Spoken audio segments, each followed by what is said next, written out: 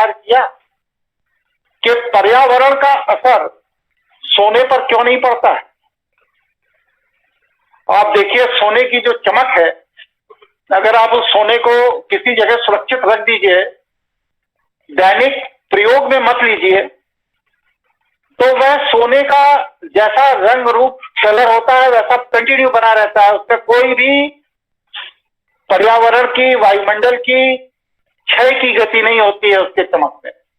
जबकि और दूसरे चीजों को ले लीजिए, लोहा ले लीजिए, कॉपर ले लीजिए, या और दूसरी कोई भी चीज ले लीजिए, तो वो एक निश्चित समय के बाद उसका रंग बदलने लगेगा, उसमें जंग लगने लगेगी, उसका स्वरूप बदलने लगेगा, उसमें क्षय होने लगेगा। लेकिन गोल्ड में ऐसा नहीं होता। कोई साथी इस बात को बता सकता है ऐसा क्यों?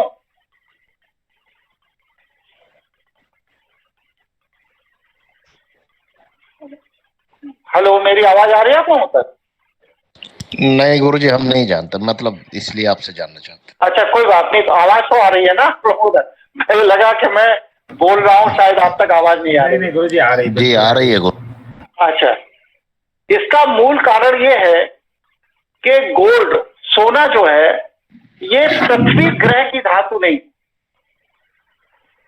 इसका मूल कारण यह है कि सोना पृथ्वी ग्रह की धातु नहीं है। इसीलिए पृथ्वी के वायुमंडल सोने को क्षय की गति प्रदान नहीं कर पाते। जब ब्रह्म संस्कृति के लोग दूसरी ग्रहों से पृथ्वी पर आकर बसना शुरू किए, वर्तमान अफगानिस्तान में जहां कभी सरस्वती नदी बहा करती थी, उस एरिया में जब उनके यानों से लोग आए तो उसमें से बहुत से यान दुर्घटनाग्रस्त हुए। ज्यादातर यान वर्तमान जो तिब्बत, जिसे अब चीन ने ऑक्युपाई कर लिया है, यहां पर दुर्घटनाग्रस्त हुए। तो आज जो जमीनों के अंदर सोने के रूप में जो धातु प्राप्त हो रही है, वह वास्तव में ब्रह्म संस्कृत से आए हुए लोगों के यानों का कचरा है, मलबा है, जिसको हम लोग मिट्टी के अंदर घुल गया, मिट्टी के साथ उसके छोटे छोटे टुकड़े हो गए, या और दूसरे तरीकों से जो हमारी पृथ्वी पे जगह जगह फैल गया, उसको हम लोग ढूंढते हैं, निकालते हैं, और निकालने के बाद उसको प्योरीफाई करते हैं, और प्योरीफाई करने के बाद उसका हम उपयोग करते हैं। तो ये जो सोना है, ये पृथ्वी का धातु है ही नहीं। अब सोना क्योंकि पृथ्वी की धातु नहीं है, इसलिए पृथ्वी के गर्भ से पैदा न होने के कारण पृथ्वी के वायुमंडल का प्रभाव इसके अंदर क्षय की गति पैदा नहीं करता। हमारे जो अपना शरीर है, यह शरीर में आयुर्वेदा में जो सोने को प्रयोग करने की बात कही गई है, यह हमारे शरीर का जेनेटिक डीएनए, जो मनुष्य का जेनेटिक डीएनए है, उसमें स्वर्ण एक ऊर्जा के रूप में है। इसीलिए आयुर्वेदा में जितनी भी जीवन रक्षक औषधियां बनाई जाती हैं, वह सब सोने से बनाई जाती हैं। और विश्व सत्ता के नुमाइंदे जब भी भविष्य में पृथ्वी पर अपना नियंत्रण करेंगे, पृथ्वी की टेक्नोलॉजी, पृथ्वी की चीजों को अपने तरीके से चलाएंगे, तो उनका जो मूल ऊर्जा का स्रोत होगा वह सोना ही होगा। इसलिए जब तक यह सृष्टि चल रही है, तब तक कभी भी सोने का मूल्य नीचे की ओर नहीं जाएगा, ये गारंटी है। ये जब भी जाएगा, ऊपर की ओर ही जाएगा। इसलिए इसके मूल्य के अवमूलन होने की कल्पना से आप भयभीत मत होइए।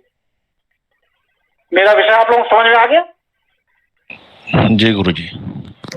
बहुत गुरुजी, बहुत खूब। ये एक्चुअली इसका आप छोटा वीडियो बना दीजिए, किसको सबको सर्कुलेट कर दीजिए, क्योंकि ऐसी इन्फॉर्मेशन आज तक हमने नहीं सुनी है अपने लाइफ में, सोने की एक्चुअली वैल्यू। गुरुजी, एक प्रश्न इसके विषय में है मेरा, अगर अनुमति हो तो मैं पूछ लूं?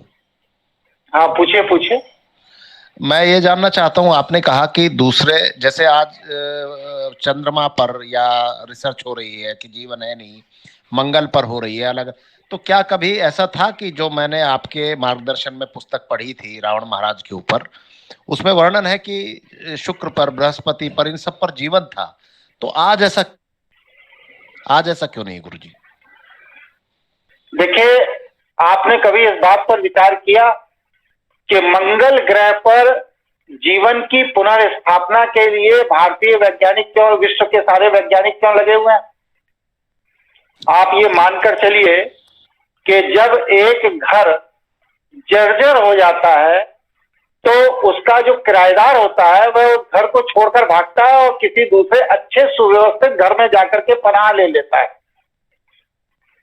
उसी तरह मंगल ग्रह पर बढ़ती हुई आबादी और प्रकृति के भयंकर दोहन के कारण आज आपकी पृथ्वी जर्जर अवस्था की ओर बढ़ रही है।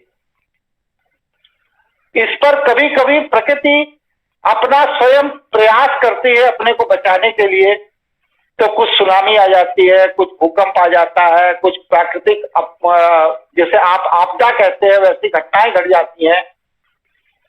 लेकिन वास्तविकता यह है कि समाज का एक बड़ा वर्ग यह जानता है कि अब पृथ्वी की आयु मनुष्य के रहने के लिए पूर्ण हो चुकी है।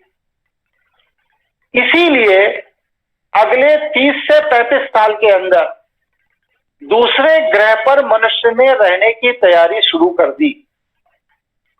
और इसमें जो इन्वेस्टर है वो वही वर्ग है जो इस पूरी की पूरी धरती का दोहन कर रहा है। इसको आप दूसरे रूप में यूं समझिए कि एक व्यापारी समूह भारत आया और भारत के सारे प्राकृतिक संसाधनों को दोहन करके ले गया। इसके बाद वह अफ्रीका गया, फिर उसने अफ्रीका के सारे संसाधनों का दोहन किया, फिर ऑस्ट्रेलिया गया, फिर वहां के संसाधनों का दोहन किया।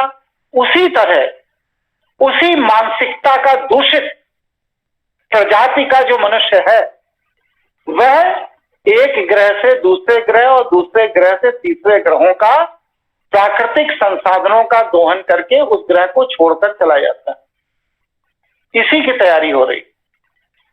आपका ये जो प्रश्न है कि दूसरे ग्रहों पे कभी जीवन था, हाँ बिल्कुल था, लेकिन वहां पर इन्हीं के पूर्वजों ने इस तरह की विकट समस्याएं पैदा की कि वहां से लोगों का पलायन हुआ और जो पलायन नहीं कर पाए अक्षम लोग थे वो वहां की व्यवस्था में नष्ट हो गए और वह पूरा का पूरा ग्रह बंजर हो गया। अब हम लोग पृथ्वी पर जो कार्य कर रहे हैं, जिस तरह से पृथ्वी को क्षति पहुंचा रहे हैं, ऐसी ही क्षति मंगल ग्रह पर भी पहुंचाई गई है, बृहस्पति पर भी पहुंचाई गई है, या और दूसरे बड़े प्लैनेट पे भी पहुंचाई गई है।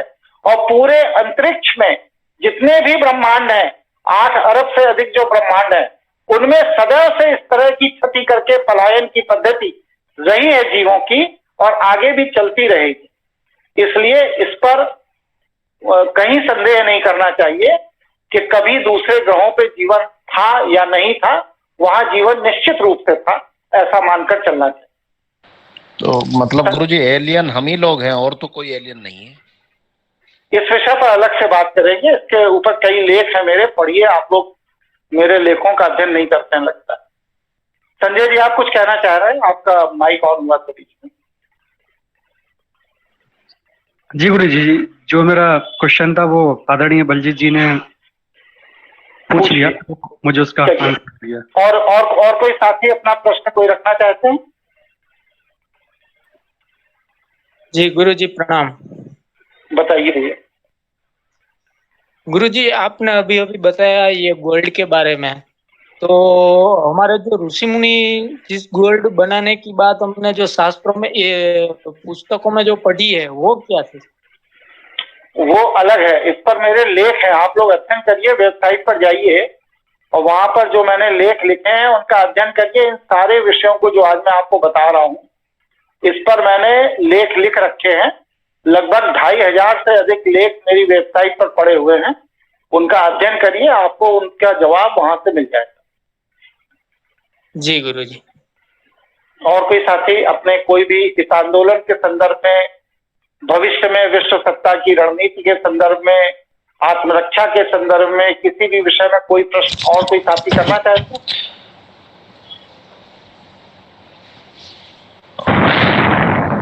बतलाइए। गुरुजी, मैं ये कह रहा था कि जो विश्व सत्ता को लेके मेरा चिंतन, क्योंकि आपके लेखों के माध्यम से ही जागृत हुआ है और भी लोगों का हुआ होगा, लेकिन मैं ये जानना चाहता हूं कि लड़ाई, आपने हमेशा से बताया हम लोगों को कि दो पक्ष हमेशा प्रकृति में रहते हैं। जिस तरीके से उनके पास संसाधन है, जिस तरीके के वो है, ठीक है, हम कार्य कर रहे हैं आपके मार्गदर्शन में और निस्वार्थ भाव से चलता रहेगा। तो इस पे चिंतन भी आपने शुरू कर दिया, हम लोग भी जितना अपना बौद्धिक स्तर है उस पे कर रहे हैं। लेकिन ये भगवान श्री कृष्ण जैसे मार्गदर्शन देते थे अर्जुन को, हम चाहते हैं आप भी सभी को ये दे। ये प्रश्न मेरा सामूहिक है, व्यक्तिगत नहीं है, कि क्या इसमें हम लोग सरवाइव कर पाएंगे? बलजीत जी, संदेह ही मृत्यु है और आपका प्रश्न ही गलत है। सरवाइव अगर हम नहीं कर पाए होंगे तो आज लाखों साल से इस पृथ्वी पर कैसे टिके हुए, आगे भी टिके रहेंगे, क्योंकि यही प्रकृति की व्यवस्था है। पानी दीजिए। गुरुजी क्षमा चाहता हूँ जी। हाँ बोलिए, या तो आप बोल लीजिए, बोलिए पूरी क्या कर, बोलिए बलजीत जी। जी, मैं ये कह रहा था गुरुजी कि न भय है न संदेह है, लेकिन जो बीच में थोड़ा सा हमारे जिज्ञासा रह जाती है वो बस जानना चाहते हैं और कुछ नहीं। हाँ, तो मैं उसी को क्लियर कर रहा हूं। रखिए, देखिए, बहुत छोटी सी 3 छोटे छोटे प्रकृति के फार्मूले हैं, उनके रहस्यों को अगर आप समझ लेंगे तो आपको लगने लगेगा कि मेरी जीत सुनिश्चित है। हमारे शास्त्र बताते हैं कि सृष्टि की उत्पत्ति के साथ ही सकारात्मक और नकारात्मक दोनों विचारधारा के लोगों का प्रकृति की तरफ से बराबर से पदार्पण हुआ इस धरा पर। कुछ लोग ऐसे थे जो विष्णु के साथ चले गए, कुछ लोग ऐसे थे जो भगवान शिव के साथ चले गए। जो विष्णु के साथ गए उनको वैष्णव कहा गया और जो शिव के साथ गए उनको शैव कहा गया। शैव संस्कृति वैष्णव संस्कृति से लाखों साल पुरानी है। हमारे यहां पूरी की पूरी पृथ्वी पर शैव संस्कृति ही थी जो इस पूरे के पूरे पृथ्वी पर मानव जाति के जीवन पोषण का कार्य करती थी, क्योंकि यह पूरी तरह प्रकृति आधारित संस्कृति है।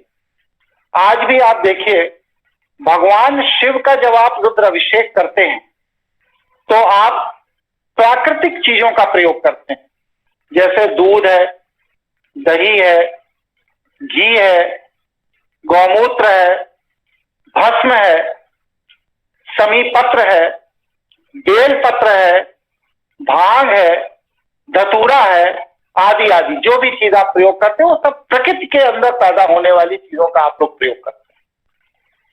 ठीक इसके विपरीत जब आप वैष्णव संस्कृति का पालन करते हैं, जब भगवान श्री कृष्ण का जन्म उत्सव मनाते हैं, राम का जन्म उत्सव मनाते हैं, या इस तरह किसी भी वैष्णव परंपरा के देवता का जन्म उत्सव मनाते हैं, तो आप क्या करते हैं?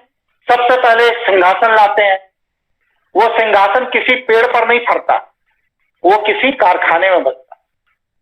उस सिंहासन पर एक कुशन डालते हैं, वह कुशन भी किसी कारखाने में बनता है। उस सिंहासन पर छत्र लगाते हैं, वह भी किसी कारखाने में बनता है। उस सिंहासन के आगे चरण रखने के लिए चरण पादुका रखते हैं, तो वह चरण पादुका भी किसी कारखाने में बनती है। फिर भगवान को पीतांबर उड़ाते हैं, वह पीतांबर भी किसी कारखाने में बनता है। भगवान को मुकुट लगाते हैं, वह मुकुट भी किसी कारखाने में बनता है। मतलब वैष्णव संस्कृति में जितनी भी चीजों को महान आदर्श माना गया है, देव पूजन के लिए उपयोगी माना गया है, वो सारी की सारी चीजें किसी न किसी कारखाने में बनती। और शैव जीवन शैली में जिन चीजों को पूजा उपासना का सामग्री माना गया है, वो सारी चीजें प्रकृति द्वारा हमें प्राप्त होती है और प्रकृति ही मनुष्य का पोषण कर सकती है। कभी कोई कल कारखाने के अंदर निर्मित वस्तु मनुष्य का पोषण नहीं कर सकती। कल कारखाने में निर्मित वस्तु सदैव मनुष्य को लोभी, व्यभिचारी, अहंकारी बनाती है। लेकिन प्रकृति के अंदर जो वस्तुओं का निर्माण होता है, प्रकृति द्वारा जो प्रदत्त वस्तुएं हैं, वो व्यक्ति को सहज, सरल और स्वस्थ बनाते हैं। इस बात को आप समझ लीजिए। अब हमारा पूरा का पूरा इतिहास इसी संघर्ष से भरा पड़ा है कि मनुष्य प्रकृति को प्रमुखता दे या औद्योगिक जीवन शैली को प्रमुखता दे। प्रकृति को प्रमुखता देने वाले शैव जीवन शैली के पोषक हैं और औद्योगिक कार्यों को प्रमुखता देने वाले वैष्णव जीवन शैली के पोषक। जब वैष्णव जीवन शैली के योद्धा कमजोर पड़ते हैं, तब भगवान श्री कृष्ण के रूप में विष्णु का अवतार आकर उनका उत्साहवर्धन करता है और कहता है कि यदा यदा ही धर्मस्य ग्लानिर्भवति भारत अभ्युत्थानम अधर्मस्य तदात्मानं सृजाम्यहम्। पवित्राणाय साधूनाय विनाशाय च दुष्कृताम धर्म संस्थापना पुनर्थाय संभवामि युगे युगे। मतलब मैं अपने संत समाज, कौन सा संत समाज? जो विष्णु को मानने वाला, जो विष्णु की उपासना करने वाला, जो विष्णु की जीवन शैली के अनुरूप जीने वाला, उसके विनाश की स्थिति में, उसके कष्ट की स्थिति में बार बार अवतार लूंगा और उसकी रक्षा करूंगा। ये भगवान श्री कृष्ण का ओपन कमिटमेंट है। इसके बाद दूसरी तरफ आइए, भगवान शिव क्या कहते हैं कि युद्ध में जो शैव सैनिक वैष्णव आक्रांताओं के द्वारा मारे गए, उन शैव सैनिकों को मृत्यु उपरांत पुनर्जीवित करने के लिए, हे शुक्राचार्य, मैं तुम्हें मृत संजीवनी विद्या सिखा रहा हूं। मतलब वैष्णव संस्कृति के पोषण के लिए विष्णु या उनका कोई अवतार सदैव उनके कमजोर पड़ने पर उनके साथ खड़ा है। ठीक इसी तरह शैव संस्कृति के कमजोर पड़ने पर भगवान शिव का ज्ञान, उनकी तंत्र विद्या द्वारा मृत व्यक्ति को भी पुनर्जीवित करने का विज्ञान शुक्राचार्य को भगवान शिव द्वारा दिया जाता है। अर्थात इस सृष्टि के आदि से सृष्टि के अंतिम दिन तक शैव और वैष्णव का संघर्ष यूं ही चलता रहेगा। ना इसमें कभी शैव पराजित होंगे, ना इसमें कभी वैष्णव पराजित होंगे। अब आपका विवेक है कि आप प्रकृति के साथ खड़े होकर के भगवान शिव की आराधना करके सरल और सहज जीवन जीना चाहते हैं, या आप भगवान विष्णु की तरह शासन, सत्ता और राजनीति के द्वारा उससे प्रेरित होकर जीवन जीना चाहते हैं। यह निर्णय आपके अपने आचार, विचार, व्यवहार, संस्कार के द्वारा आपको स्वयं लेना है। इसके लिए कहीं कोई आपको बाध्य नहीं कर रहा है। हिरण्यकश्यप भगवान शिव का उपासक था, उसका पुत्र प्रहलाद भगवान विष्णु का उपासक बना और प्रहलाद का ग्रैंडसन फिर से भगवान शिव का उपासक हुआ। तो यह परंपरा, यह सोच हमारे और आपके विचार, जीवन और दर्शन पर आधारित है कि हमें वैष्णव परंपरा के साथ जुड़ना है या शैव परंपरा के साथ जुड़ना है। मनुष्य जब तक सृष्टि पर है, संघर्ष के द्वारा ही वह अपने अस्तित्व को बचा सकता है और कोई विकल्प उसके पास नहीं है। कोई देवता उसको बचाने नहीं आएगा। कुछ भी ऐसा नहीं है जो मनुष्य को प्रकृति से अलग कर सके, प्रकृति से अलग उसकी रक्षा कर सके।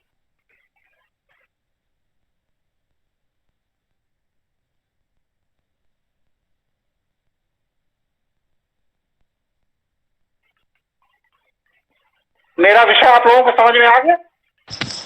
जी गुरुजी। जी गुरुजी। तो हम लोगों को इसी हिसाब से मानसिक, शारीरिक और बौद्धिक रूप से तैयार होना है कि हमें अपना कार्य करना है। जो लोग प्रकृति को क्षति पहुंचा रहे हैं उनसे अपना बचाव करना है और ईश्वरीय शक्तियां हमारे साथ हैं, इस आत्मविश्वास के साथ लड़ना है, तभी आप इस युद्ध को जीत पाएंगे। और यदि ईश्वरीय शक्तियों पर आपकी आस्था, आपका विश्वास नहीं है, तो फिर आप आज और अभी विश्व सत्ता के साथ जुड़ जाइए, वहीं आपका भविष्य सुरक्षित है। क्योंकि हम लोग ईश्वरीय शक्तियों के सहयोग से युद्ध को अंजाम देते। इस पर अगर वैसे 9 बज गया है, अगर 10 मिनट अतिरिक्त समय आप लोगों के पास हो तो एक उदाहरण मैं आपको देना चाहता हूं और इसके बाद सभा समाप्त करूंगा। जी बिल्कुल। क्या समय है? जी बिल्कुल सुनना चाहेंगे। बिल्कुल बिल्कुल सर, बोलिए गुरु जी। एक राजा के यहाँ एक तीरंदाज था। वो तीर चलाता था और बहुत ही कुशल तीरंदाज था। तो राजा ने उसको कहा कि अब की बार जो वार्षिक समारोह होगा, उस वार्षिक समारोह में तुमको अपने राज्य का सर्वश्रेष्ठ धनुर्धर घोषित करूंगा। वो प्रसन्न हो गया, लेकिन राजा ने कहा कि इस पर तुम विचार कर लो, चिंतन कर लो। ऐसा ना हो कि जब मैं घोषित करूं तो कोई व्यक्ति तुम्हारे मुकाबले के लिए सामने खड़ा हो जाए और मेरी बात समाज में खराब हो। तभी राजा के दरबार का एक दरबारी हंस पड़ा। उसके हंसने पर राजा ने जब उसका कारण पूछा तो उसने कहा कि साहब, जिस गांव में मैं रहता हूं वहां पर एक धनुर्धर है, यह उसके मुकाबले कुछ भी नहीं जानते हैं। आप इनको अपने राज्य का सर्वश्रेष्ठ धनुर्धर कैसे घोषित कर सकते हैं? तब राजा के निर्देश पर वह धनुर्धर उसके गांव गया और वह दरबारी जिस धनुर्धर की बात कर रहा था उसके कौशल को देखा, प्रभावित हुआ और उसने गुरु के रूप में उसको स्वीकार कर लिया। 3 वर्ष तक कठिन साधना की और बहुत पारंगत हो गया। अब उसके मन में यह विचार आया कि अब 3 वर्ष हो गए हैं, वापस चल करके हमको अपने को सर्वश्रेष्ठ धनुर्धर घोषित करवा लेना चाहिए। तब उसके मन में एक दूषित विचार भी आया कि वर्तमान समय में जो तथाकथित ये हमारे गुरु हैं, क्योंकि ये हमसे श्रेष्ठ हैं, इसलिए इनके जिंदा रहते राजा मुझे सर्वश्रेष्ठ धनुर्धर घोषित नहीं करेगा। इसलिए अगर अपने को सर्वश्रेष्ठ धनुर्धर घोषित करवाना है तो इस गुरु की हत्या कर देनी चाहिए। अवसर देखकर उसने गुरु के ऊपर वार चलाए और गुरु ने एक छोटी सी लकड़ी के टुकड़े से आत्मरक्षा कर ली। तब इस धनुर्धर ने कहा कि ये कला तो आपने मुझे सिखाई ही नहीं। तब उस गांव के धनुर्धर ने कहा कि ये कला मैंने अब आत्मरक्षा के लिए बचा कर रखी थी, क्योंकि मैं ये जानता हूं कि जब शिष्य बराबर का योग्य हो जाता है तो वह सबसे पहले अपने गुरु के ही सर्वनाश की कल्पना करता है। बहरहाल इसके बाद उसने कहा तुम्हारा मंतव्य क्या था मुझे मारने का? उसने कहा मैं अपने को सर्वश्रेष्ठ धनुर्धर घोषित करवाना चाहता हूं। उन्होंने कहा वो तो तुम इस जन्म में नहीं करवा सकते। कहा क्यों? कहा इसलिए नहीं करवा सकते कि मेरे गुरु अभी जीवित है और मैं तो उनके आगे कुछ भी नहीं जानता। इसलिए तुमको अगर सर्वश्रेष्ठ धनुर्धर बनना है तो तुम्हें उनके पास जाना चाहिए। और वह व्यक्ति उस गांव के धनुर्धर के गुरु के पास गया। उस गांव का धनुर्धर का जो गुरु था वो अत्यंत बुजुर्ग था। एक चट्टान पर बैठा हुआ था, ध्यान कर रहा था और उसके पास जाकर इस गांव के धनुर्धर ने राजा वाले धनुर्धर के विचार को रखा। तब उसने देखा और कहा कि यदि तुम तीर कमान से धनुर्धर बनना चाहते हो तो तुम जीवन में कभी नहीं बन पाओगे, क्योंकि धनुष की जो विद्या है ये मानसिक शक्तियों का खेल है। उसने कहा मैं कुछ समझा नहीं। तभी वहां पर लगभग 50 पक्षियों का एक झुंड निकल रहा था। उस गुरु ने कहा कि क्या तुम दोनों में से कोई एक तीर से इन 50 पक्षी को जमीन पर गिरा सकता है? दोनों ने कहा नहीं, असंभव है, हो ही नहीं सकता। तो गुरु ने अपनी मानसिक तरंगों को जब फेंका तो उससे वह 50 पक्षी पृथ्वी पर गिर पड़े, लेकिन मरा कोई नहीं। तब राजा का धनुर्धर और वह गांव से आए हुए धनुर्धर को यह एहसास हुआ कि हम जो तीर कमान को हाथ में लेकर घूमते हैं यह मानसिक शक्तियों का विकल्प है। वास्तविक युद्ध तो मानसिक शक्तियों से लड़े जाते हैं। इसीलिए मैं सबको कहता हूं, साधना करो, अपनी एकाग्रता को बढ़ाओ, अपनी मानसिक शक्तियों को बढ़ाओ।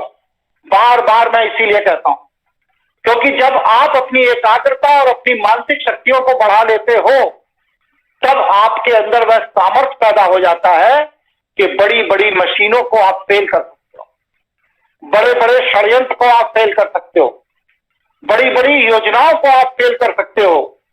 इसीलिए हमारे यहां अज्ञात इतिहास जिसे अंग्रेजों ने छिपा दिया, उसमें जब आप खोज करेंगे तो हजारों ऐसे लोगों का वर्णन मिलेगा जो अपनी मानसिक शक्तियों से शत्रु को पराजित कर देते थे और जिनके आगे बड़े बड़े राजा महाराजा अंग्रेज ऑफिसर तक पनाह मांगते थे, शरणागत होते थे।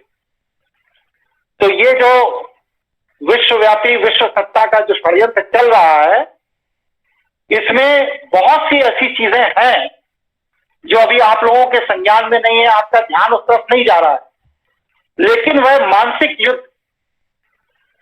तकनीकी युद्ध के साथ शुरू हो गया, उसके लक्षण प्रकट होने लगे। बस आप अपना काम करते रहिए, ईश्वरीय शक्तियां आपके साथ हैं, वह अपना काम करती रहेंगी। महाभारत के युद्ध की समाप्ति के बाद जब भीम ने कहा कि इस युद्ध में सबसे बड़ा योद्धा मैं था, अर्जुन ने कहा नहीं सबसे बड़ा योद्धा मैं था, युधिष्ठिर ने कहा नहीं सबसे बड़ा योद्धा मैं था, इसी तरह नकुल सहदेव ने जब कहा सबसे बड़ा योद्धा मैं था, तब इन सभी लोगों को लेकर भगवान श्री कृष्ण एक बालक के पास गए जिसका नाम था बरबली, जिसके सिर को काट करके पहाड़ पर इसलिए रख दिया गया था क्योंकि बरबलीक ही एक ऐसा योद्धा था जो एक तीर से पूरे महाभारत के युद्ध को समाप्त कर सकता था। तो बरबलीक से पूछा भाई कि आपने तो पूरा युद्ध देखा, आप बताइए कि इन पांचों में से सबसे बड़ा योद्धा कौन था? बरबलीक हंसा और उसने कहा इन पांचों की कोई भूमिका नहीं थी इस युद्ध में, क्योंकि मैं तो स्पष्ट देख रहा था कि जिस व्यक्ति का काल आ जाता था वह मर जाता था। कोई तीर से मरता था, कोई तलवार से मरता था, कोई भाले से मरता था, कोई कृपाण से मरता था, लेकिन मरता वही था जिसका समय पूरा हो जाता था। इसलिए आपको मैं योद्धा मानता ही नहीं हूं, काल से बड़ा योद्धा कोई हो ही नहीं सकता। और काल की गति निरंतर परिवर्तनशील है, प्रकृति की इच्छा से चलती है। अगर प्रकृति की इच्छा से काल न चल रहा होता तो परमाणु हथियारों को अपने बंकरों में रखने वाले न जाने कब के विश्व विजेता हो गए होते। आज उनमें साहस नहीं है कि वह उन परमाणु हथियारों का प्रयोग कर सकें। यह काल की गति है, इसलिए निर्भय होकर अपना कार्य करिए, आत्मविश्वास के साथ अपना कार्य करिए। देव ऊर्जाएं आपके साथ है और आपकी जीत सुनिश्चित है। आप अपने लक्ष्य की तरफ बढ़िए, अपने शत्रु को पहचानिए, उसके षड्यंत्र को पहचानिए और अपने कार्य को अंजाम दीजिए, ईश्वर आपके साथ है। इसी बात के साथ मैं अपना वक्तव्य समाप्त करता हूं। आज की सभा भी पूर्ण हुई और सभी को नमस्कार। चरण स्पर्श गुरु जी, बहुत बहुत धन्यवाद गुरु जी। प्रणाम गुरु जी। प्रणाम गुरु जी। खुश रहिए, प्रणाम गुरु खुश जी, रहिए। प्रणाम। राम गुरु जी। जी जी, खुश रहिए।